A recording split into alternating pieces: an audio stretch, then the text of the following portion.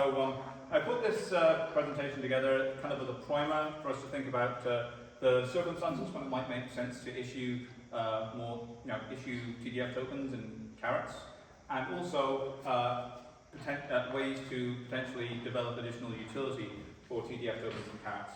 To start off with, I'll begin by reminding you of the existing utility of TDF tokens and carrots. A TDF token is a token that gives you the right to stake TDF for 1 day per token per year. So if you have, say, 5 tokens, you would potentially stake those 5 tokens, and that will cover your accommodation costs at TDF for 5 days, and then those tokens will remain staked for 1 year, and then a year later you can stake them again and stake TDF for 5 days again, and on and on and on in perpetuity. But you have to pay sort of the utility fee of like €15 a day for meals.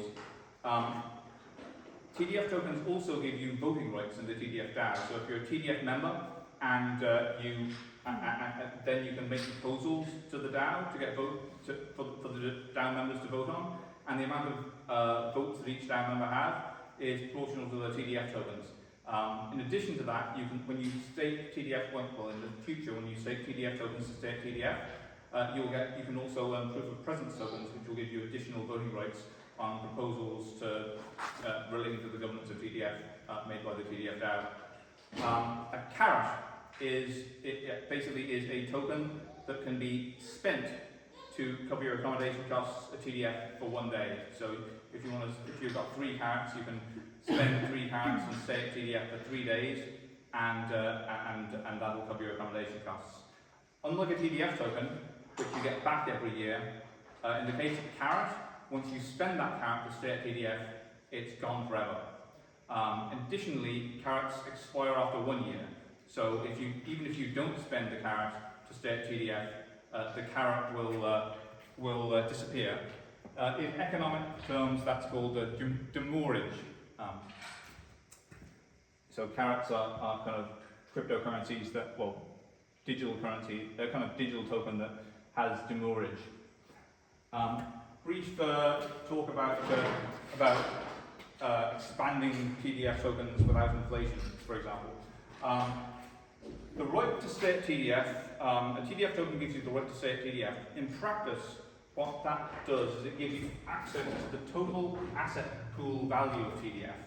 So if the asset pool of TDF increases, that will actually increase the value of the TDF token. So when you're at TDF, you have access to the lands, you have access to accommodation, beds, maybe a pool in the future, and various other amenities. And that's like the asset value pool that you get from staying at TDF. And then, so when you think about, say, you issue tokens in order to raise money, and then you use that money to maybe buy more land or buy better houses and that kind of stuff, you are essentially increasing the asset value pool by a percentage, but you're also releasing more tokens into the TDF token supply. So when you stay at TDF, you have access to the asset value pool, but you share that access with the other TDF token holders. So the more other TDF tokens are in circulation, the smaller your percentage access to the asset value pool. But increasing the asset value pool also increases the value. So generally speaking, the value of a TDF token is basically the total asset value pool at TDF divided by the total TDF token supply. And if we were to say issue TDF tokens for more assets, whether it's more land or more money, selling them for money, or even to build buildings or something like that, you essentially you're giving tokens away for an asset. So you're expanding the asset value pool by a given percentage, but you're also expanding the TDF token supply by a given percentage.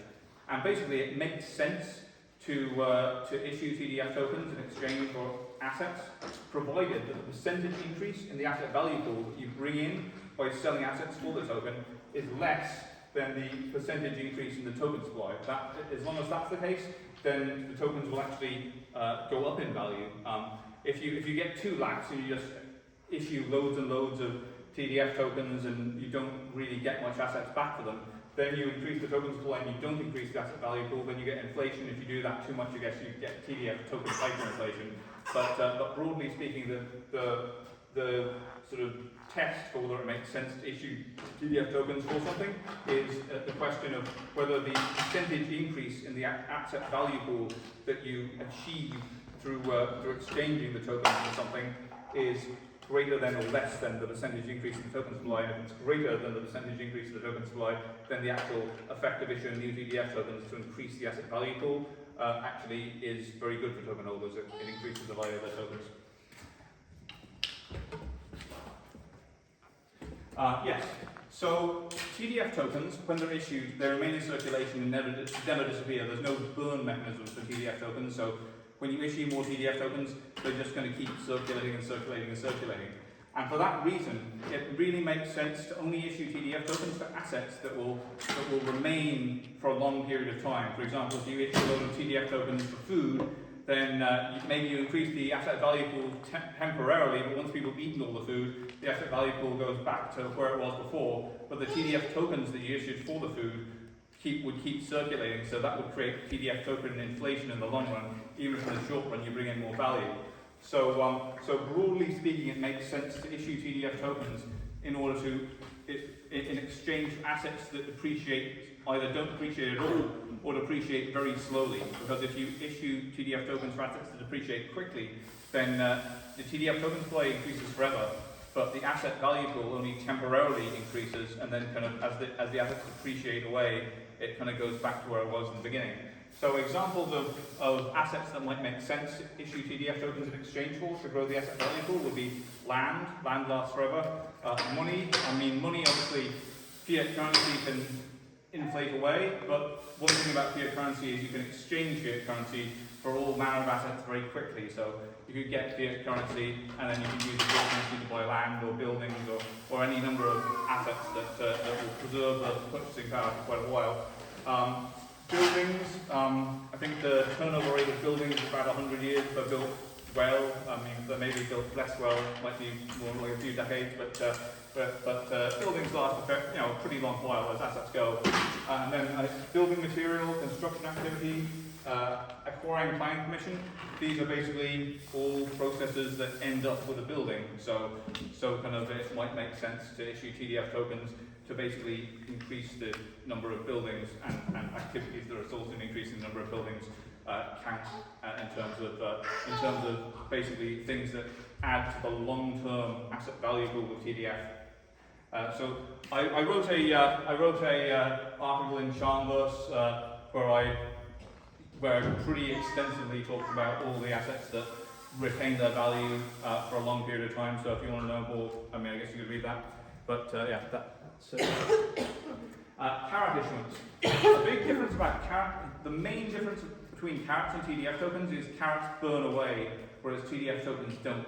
So when you issue carrots, firstly, the very maximum amount of time those carrots are going to add to the carrot supply is 1 year, because they're going to expire after a year anyway. And then if anyone uses carrots to stay at TDF, then those carrots will be immediately burned away and spent. So the carrot supply is constantly shrinking, and you actually need to issue new carrots even to keep the carrot supply constant. And because the carrot supply shrinks away with time, that means that we can use carrots to acquire things of value that depreciate rapidly. So for example, unlike TDF tokens, it actually makes sense to potentially exchange carrots for food. Because yes, you eat all the food, but the carrots will also be spent away. So the food supply shrinks, you issue the carrots for food, the carrots are there, the food is there, the food supply shrinks and it's eaten away, but the carrots shrink as people use it to stay at TDF. Routine repair and maintenance. If you're constantly repairing the same assets over and over again, then the asset value pool, like if you're repairing a house and you're issuing TDF tokens to repair the house, the size of the house isn't increasing, the house is just staying the same, but the amount of TDF tokens are constantly increasing. So you end up with a reduction in value of TDF tokens for doing routine repair and maintenance, because you're not increasing the overall assets. But if you issue carrots for routine repair and maintenance, then because the carrots disappear, you can continually issue carrots, and then they're kind of being burnt on the other side as they're expiring, and you can cover costs for routine repair and maintenance. Planting annual crops. You've got these flower beds, they've got a finite, they represent a certain asset value, they produce food, but at the end of the day, you're not like growing the number of flower beds necessarily. Just like flower beds require a certain amount of maintenance activity, and again, that's best done by carrots, because if you're not growing the number of the capacity of the flower beds, you don't want to just continually issue TDF tokens to maintain capacity. You want to only issue TDF tokens to increase capacity. License renewal. Again, sort of acquiring planning permission for the first time is adding to the asset value. If you've got a license and maybe you need to do some bureaucratic rigmarole in order to renew the license, again, sort of it's maintaining an asset, and for something like that, carrots are better. And again, I've made a pretty long, extensive list of things that it might make sense to issue carrots for in the Charmburst article, if anyone wants to read it.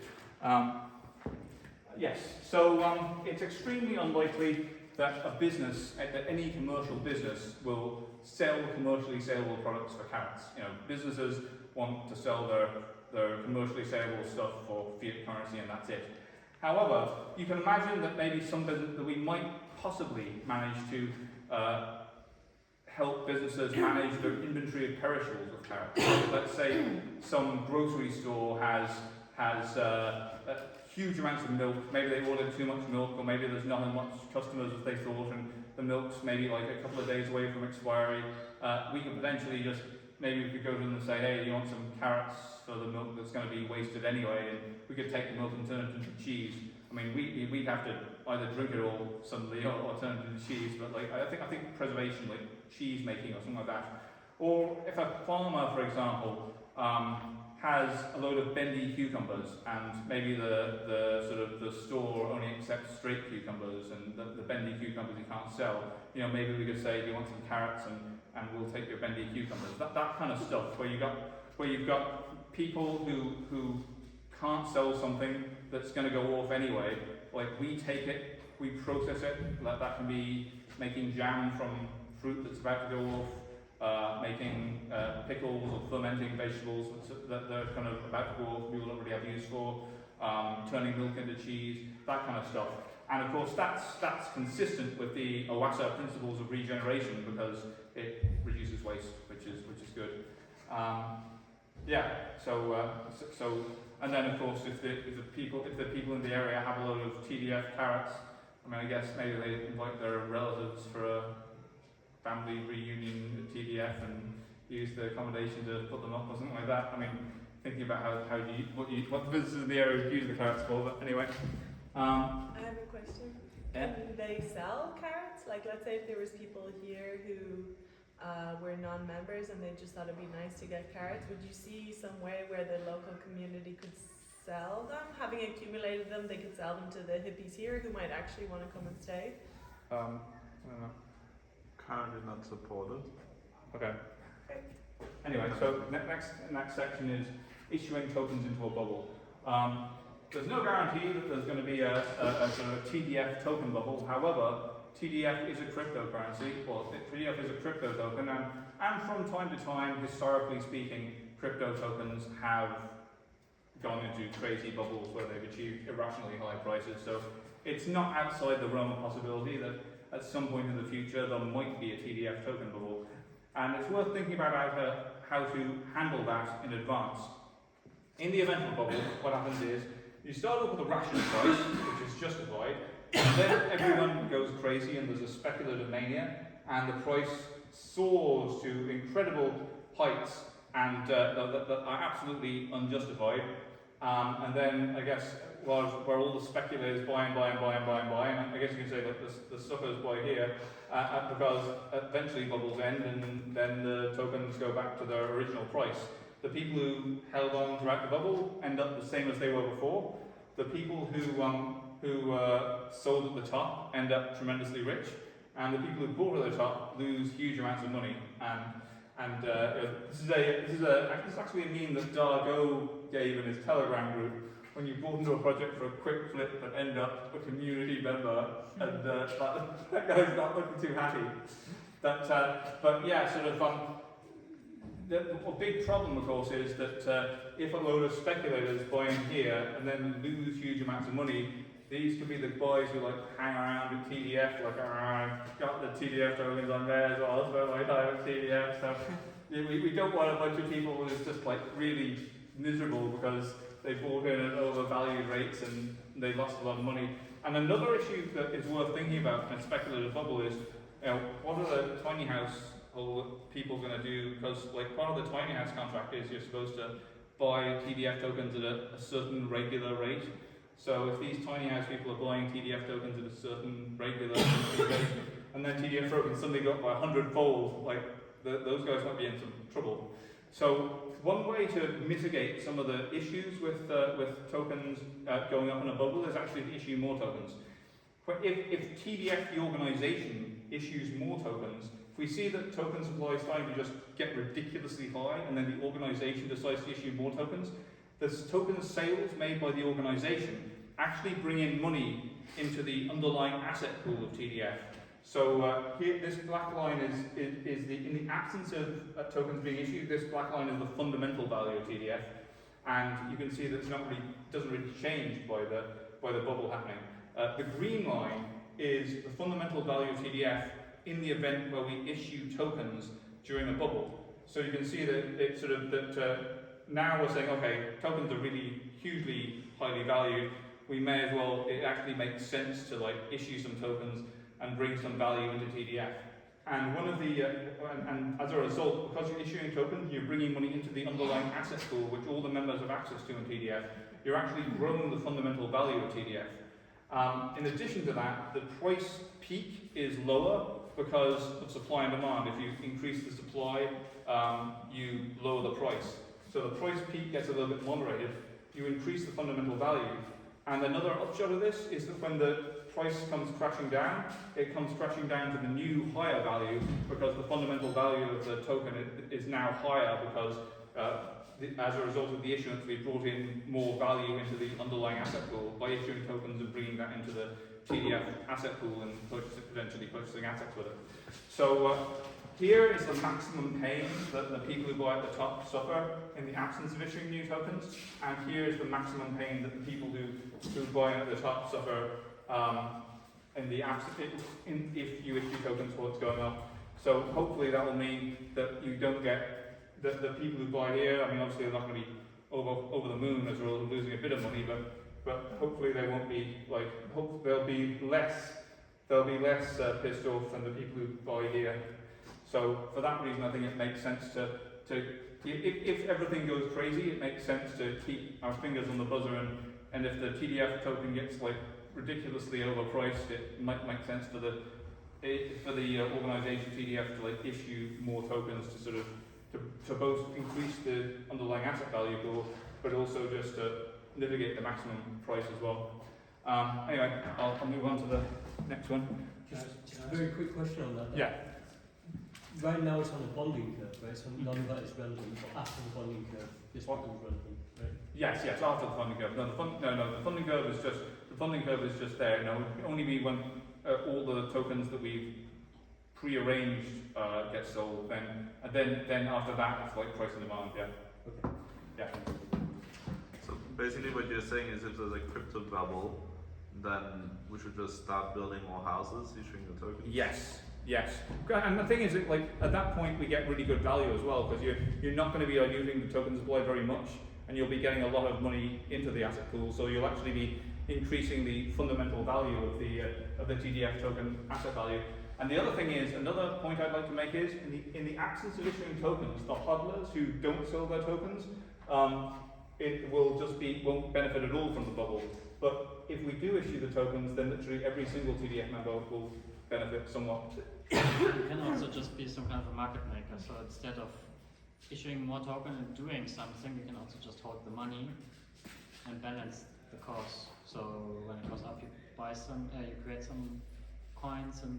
If you buy something, when it goes up, it's going to push it up even higher. Like when the thing's going up, if the thing is ridiculously overvalued, what you want to really do is you actually want to be bringing in fundamental value by selling tokens. That when you sell tokens, when the organisation TDF sells tokens, it can actually bring value into the underlying asset pool that all the token holders have access to. And you actually, to be honest, like you don't want to increase the bubble because ultimately, like, yeah, sure, there's going to be a few lottery winners who get like ridiculously rich, but ultimately, the bubble just, ultimately, anyone who gets rich just gets rich at the expense of basically suckers who will. It's a zero-sum game. That people sort of, there's going to be people who lose big time. But if you issue tokens, it makes the situation, I think, a lot better because firstly everyone wins really, except maybe the people who buy at the top. But even the people who buy at the top lose a lot less than they would if you didn't issue tokens during the bubble, if there was an asset value bubble. So anyway, I'll move on to future token utility. So I've talked about the circumstances when it might make sense to issue new TDF tokens or issue carrots, and what you might want to exchange these tokens for, and exchange the carrots for, in exchange for that. I think now's where we're thinking about the kind of utility that it's kind of additional utility over and above the existing utility of TDF tokens. One possibility would be access to lockers or storage rooms to store personal items between visits. I'm suggesting like one TDF token per month. So you could either have a bank of lockers, or you could have just one storage room and people like leave their stuff in boxes with their names in it, and there's one responsible officer with a key to the storage room, and when you like pay one TDF token per month to store your stuff and have it safe. I'm not sure about any of you, but personally I don't own a car, so when I go to TDF I fly, so I put a case full of luggage in there, look at the train, take the train to the airport, lug it onto the plane, lug it off the plane, lug my luggage onto the metro, lug it onto the train to Amida Sato, and then lug it onto Johannes's car, who kindly offered to drive me back to TDF. But from my point of view, it would be a lot obviously more convenient if I had someone to just store, for example, 10 changes of clothes in TDF and maybe a few other personal items, and then I could literally just get on the plane and do all the plane train stuff without lugging a heavy luggage around. In addition to that, of course, planes charge more for luggage, so it actually would make it cheaper for people traveling on planes. It would actually make it cheaper if they just had their stuff stored at TDF and they didn't have to carry luggage each time. So that would be one additional utility. That would be one additional kind of utility for TDF tokens. In the actual Chandler's article, I had a whole huge list of things, but I'm just mentioning a few of the ones that seem a bit more practical here. So the second utility is basically, I'm basically saying like things that TDF members might, additional benefits that TDF members might get, and because you need 30 tokens to be a TDF member, that by kind of association gives additional benefits to holding tokens. So what I would suggest, one of the things I suggest is earn carrots for excess days volunteered, 0.5 carrots a day, for example. Like, so if you are a volunteer, you only have to pay the utility fee, but you're expected to do 4 hours work 5 days a week. If you're a member, you stake the TDF tokens or pay additional accommodation costs. You are expected to do 4 hours a week. But I guess the question is, like, let's say you're a member and you're sort of twiddling your thumbs and you're thinking, maybe I should, I've got nothing else to do. I might want to sort of do a bit of work with the volunteers today. I would suggest that maybe under those circumstances, maybe you credit the members like 0.5 carrots for every day of additional work that they do, which they're actually, if you're like paying for accommodation costs or staking tokens, and then additionally you decide you want to work with volunteers, or maybe you ask permission, can I work with volunteers tomorrow or something like that you get like 0.5 carrots for a day. Sort of looking in with the volunteers. So that would be one advantage of membership. The second suggestion in terms of like TDF tokens would be qualify for inheritable carrot UBI. So one of the qualifications of citizenship is in a country is that if you're a citizen of a country, your children are citizens as well. So if we want to give people citizenship of TDF, then it'd be kind of good to have it so that their children are also citizenship of TDF, and their children's children, and their children's children. And And of course, one of the responsibilities of the citizenship is to stay at TDF for two weeks every year. So I think it might make sense to have an inheritable UBI of 14 carats a year, so that the children of the citizenship, who are also themselves citizenship, have the means to stay at TDF at the discounted rate for the length that they are required to retain the citizenship status. So that'd be another possible benefit that I'd suggest. And but I think there's some other interesting aspects to it. Is that if there's going to be quite a lot of members who will be staking tokens anyway because they don't actually need the carats. But I think one of the interesting things, if you have a lot of members who have just carat UBI they can sort of throw around the place, it creates this sort of grassroots way of encouraging people who maybe have services just offer services, like maybe someone makes sort of handcrafted carpets. And they want to see if they can like sell their handcrafted carpets to the members of TDF for carats, and the members see if I've got all these carats and I don't really need them, so yeah, I'll buy a handcrafted carpet, or maybe a travelling group of actors decide to perform an amateur sort of theatrical play for carats, and basically by doing all the people who could, so like. Today we have stewardship programs that are sort of decided in a sort of strategic way in terms of thinking from a strategic point of view. Will we allow you to stay at TDF? I think a sort of a carat UBI would actually enable a more sort of grassroots situation where anyone who can provide the members of TDF with an interesting experience. Might be yoga lessons, martial arts lessons, permaculture lessons, an interesting experience that they feel is worth their carat UBI, basically gets to kind of stay at TDF at the discounted cost with from just the utility charge rather than the accommodation costs. And then finally, qualify for carat economic stimulus. So again, that suggestion was like for example, let's say I sell a kind of a wooden cup for 0.4 carats to a member of TDF, and they pay me 0.4 carats of their own carats, and I get 0.4 carats. But if there was a carat economic stimulus to say 25%, then as a reward for like buying things with your carats, you would get 25% of the amount of money that you purchased for the carats. You'd get 25% of that in the form of newly printed carats. So that would be another suggested utility. And then I'm going to go to carat utility. I would suggest a second-hand carat shop. So let's say people have furniture or goods that they want to get rid of. Maybe they're moving house or something like that, and they've got some furniture and wardrobes or chairs that they want to get rid of.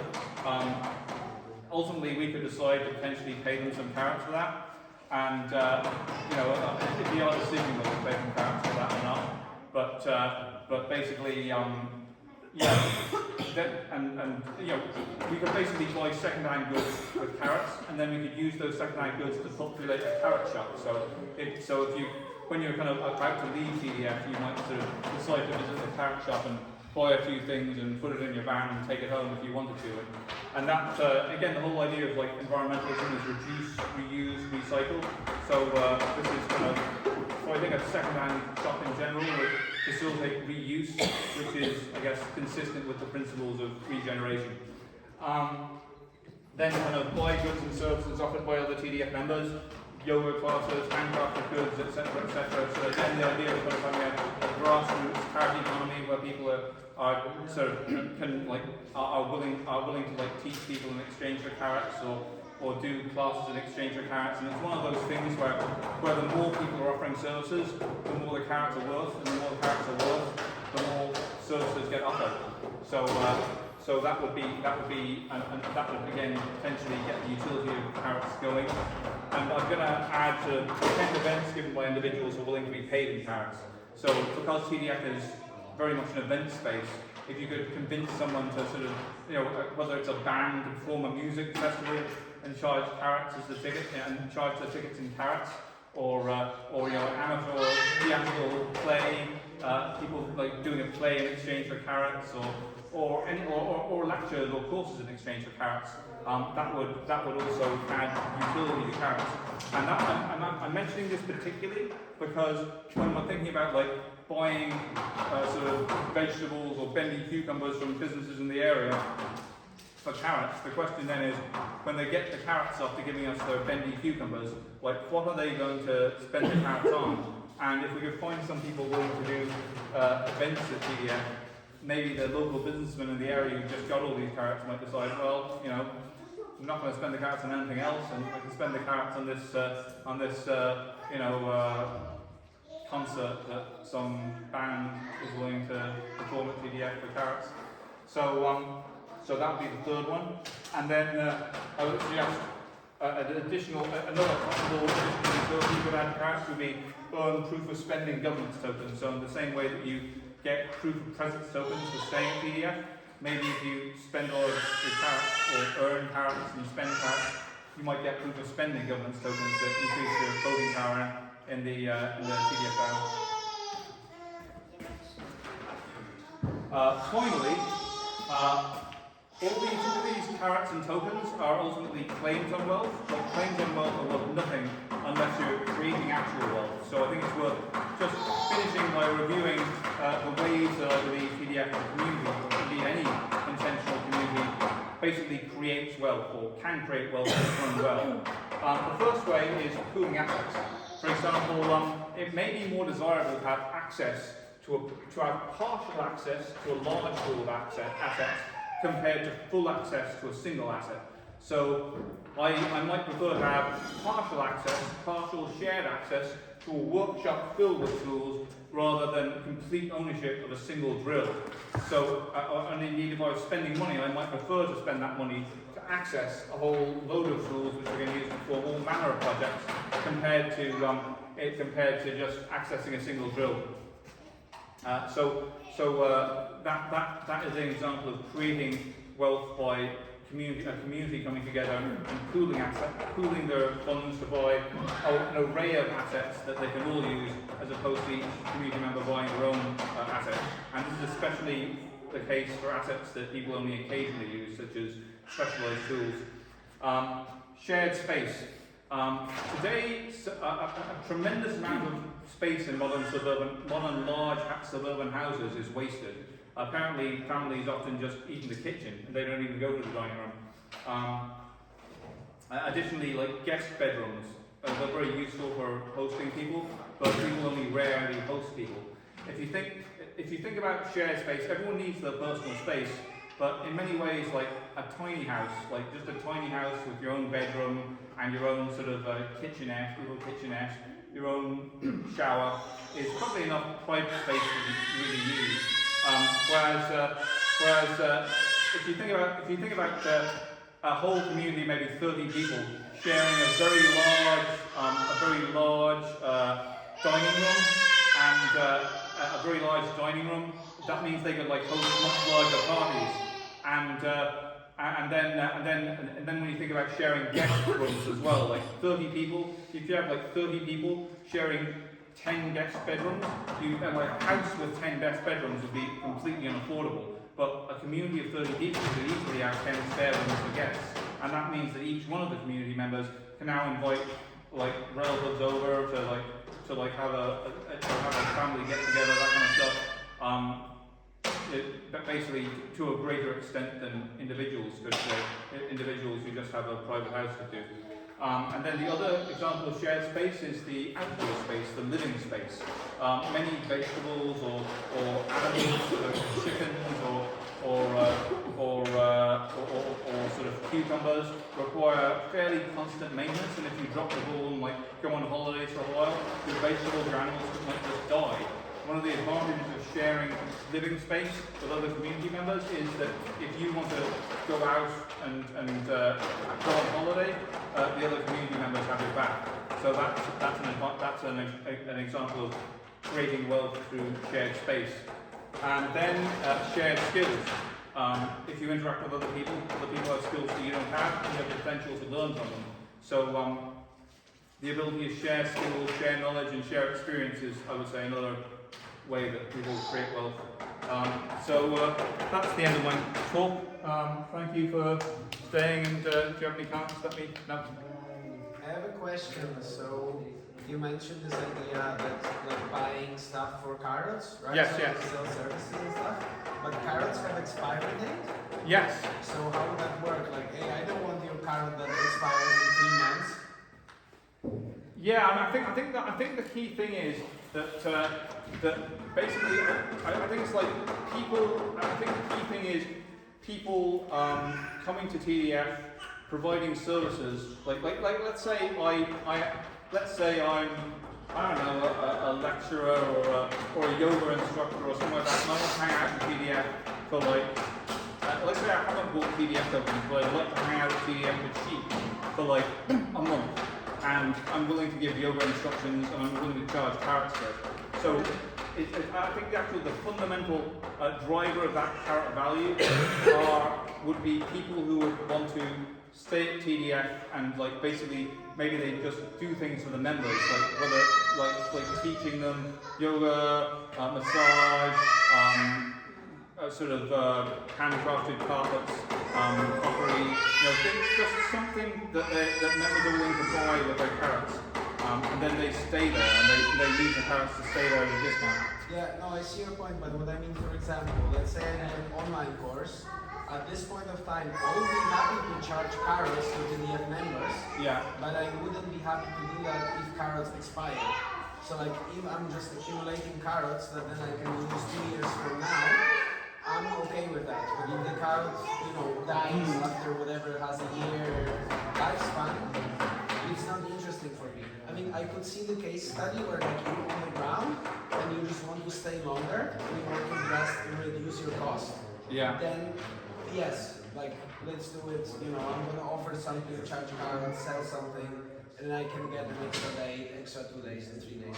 But like for kind of more serious services that are not just locally religiously based, like the expiry thing, at least from my point of view as the person who would charge carrots for my service, Yeah. makes it unattractive.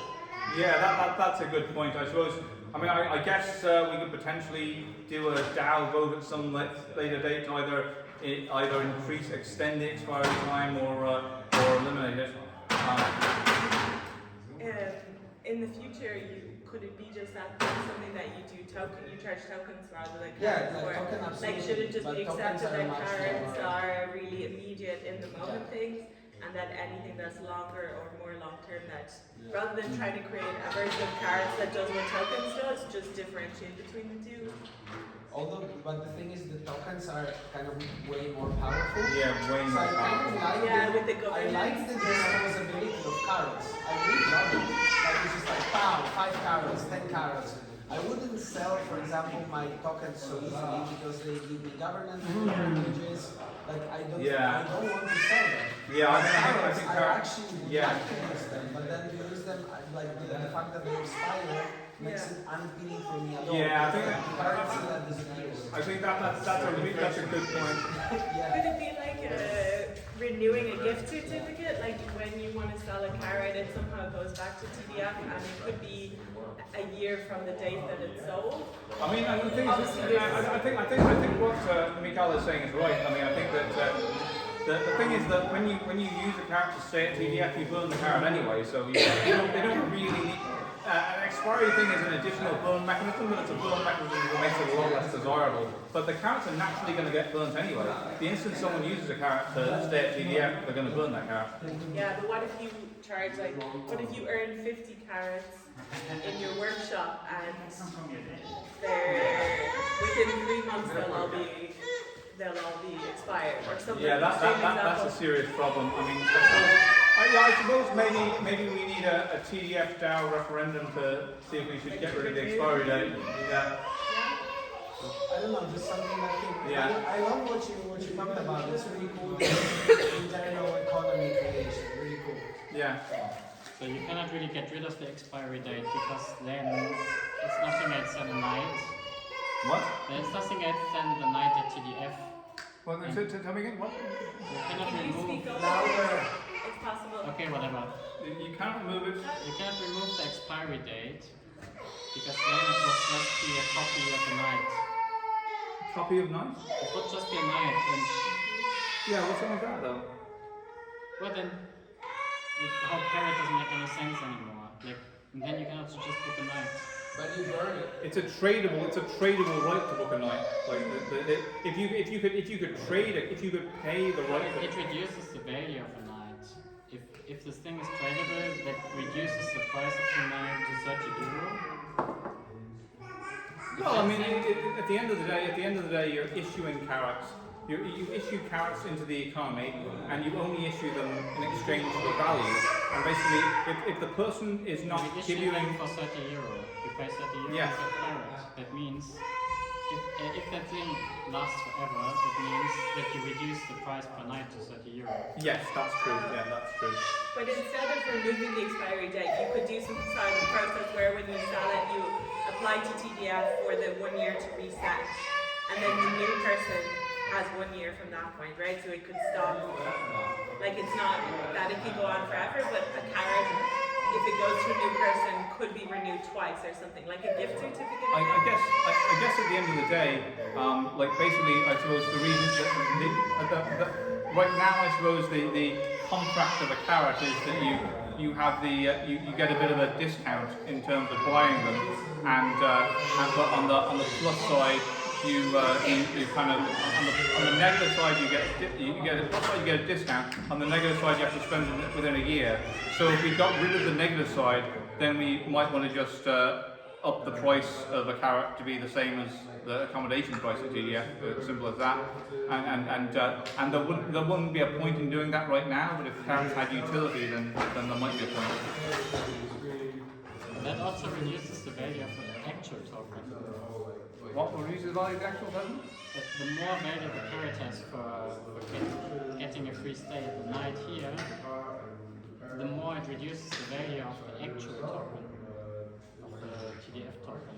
I Because mean, right now, if I want to have a 1 free night per day every year, the actual token costs much more than €30, like factor 10 difference almost.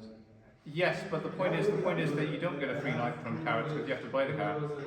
Well, it's almost free if you think that the carrot is €30, TDF token is 270, 260, which is almost factor 10 difference. But yeah, so So 10. why would I buy TDF token if I can buy?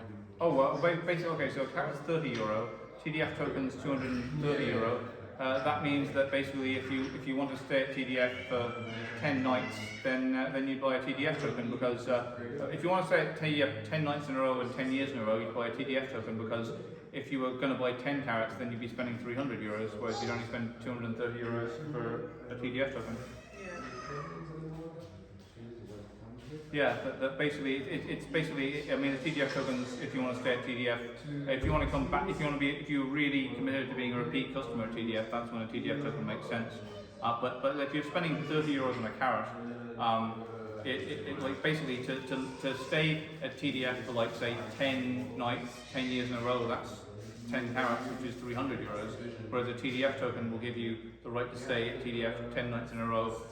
For 230, so that's a discount. So it really depends on how long you want to do it. And token comes with extra powers, while carrot doesn't. Yeah, voting rights too. Yeah. Thank you for explaining again. I find your way of talking about this really great. It's all very new for me. I really like the part of value for different things because I think I've struggled since I've come here. I've seen sometimes a gap of the knowledge that people have. Also something I'm looking at is also the gap in whether it's by society or interest or whatever, but there's a big gender gap as well in what is really valued in TDF and what skills people have, and that's, probably a whole societal reasoning for behind things. But it's, so it's nice to see value for additional things, for creativity, for stuff like that. One thing I would really add, which I think like one of the 3 core groups that TDF wants to have is families, right? Yeah. So I think babysitting Nora and Maria already approached me about this.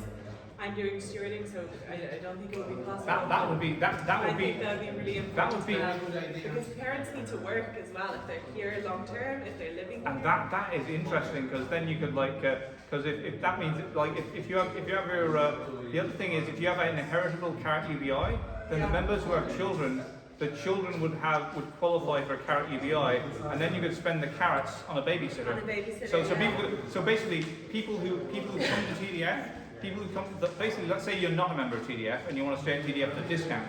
Babysitting might be a route to do that. So you pay your utility fee, but you babysit some children, and maybe you like children, and you babysit someone else's children, and then they give you carrots, and now you can stay at TDF for just the utility fee, and you don't have to pay the accommodation costs. And like you said, with the buying, having access to a tool shed, taking care of 3 versus 4 kids is way. It's not such a big difference. And the thing is, and if we have a hereditary UBI, then the parents with lots of children will have lots of carrots.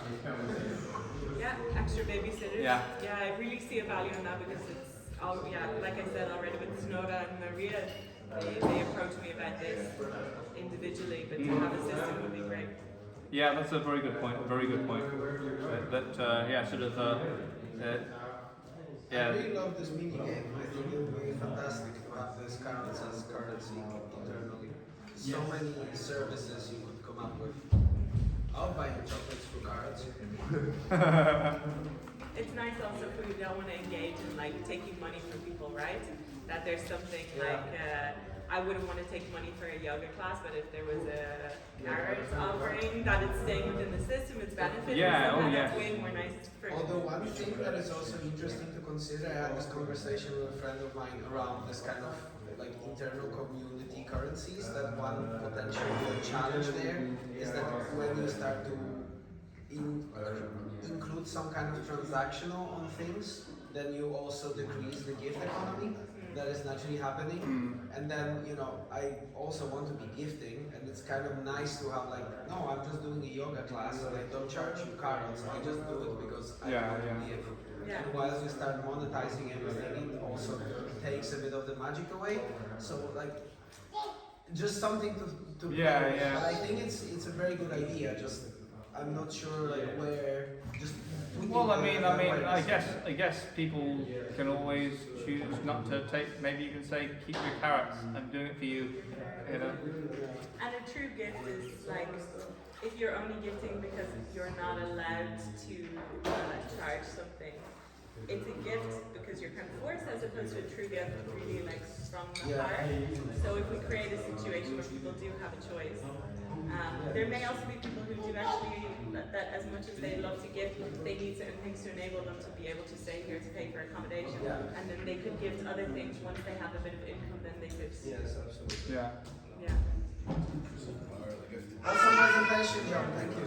Oh, well, thank you for listening. That's great. Yes, we should wait. Does anyone else have any questions? We wrap it up then. Okay. Noah? How do you stop?